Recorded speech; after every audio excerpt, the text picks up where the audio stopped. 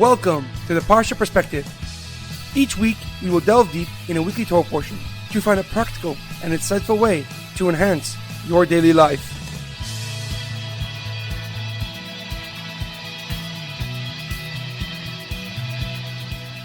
Thank you for tuning in. My name is Shalom Yemini.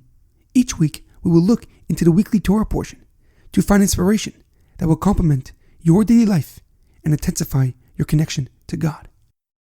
This week's Parsha Perspective is dedicated in memory of Shlomo Ben Edward.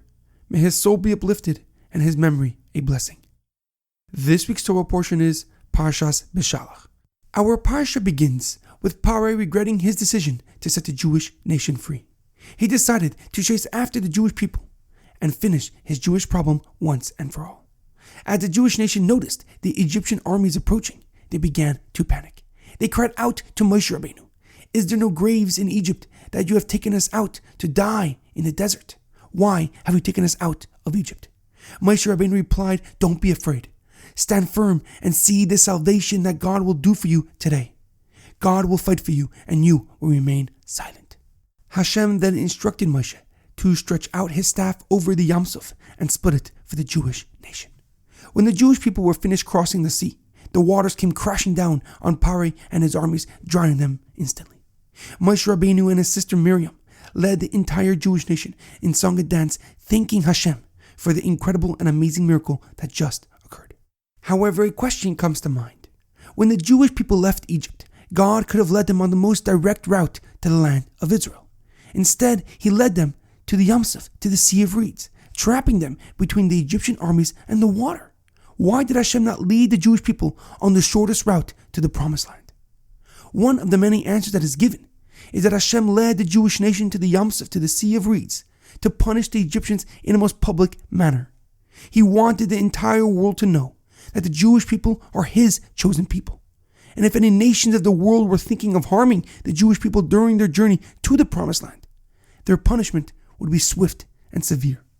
However, a deeper and more powerful explanation is that God led the Jewish people to the Yam Suf to teach them a fundamental principle of our existence. Just as fish cannot live without water, so too the Jewish people cannot live without the Torah.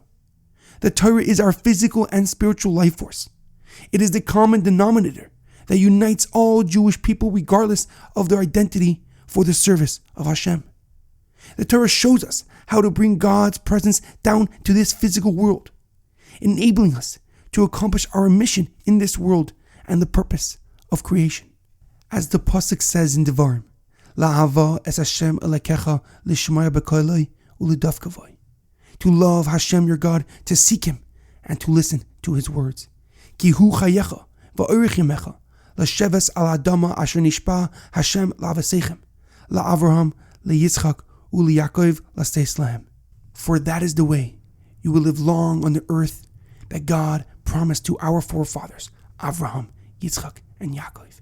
In our daily life, it is imperative that we understand that before you embark on any new endeavor or initiate a new venture, you must have a purpose for doing so. Whether it is to fill a void in the market or just wanting to control your future, your determination begins with your reason.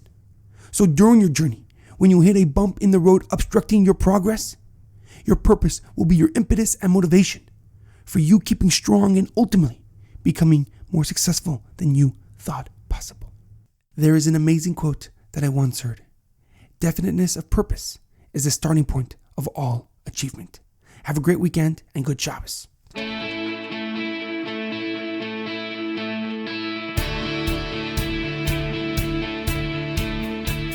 Thank you for tuning in to the Parsha Perspective. Check out our website, theparshaperspective.com. Send thoughts and comments to theparshaperspective@gmail.com. Till next time, thanks for listening.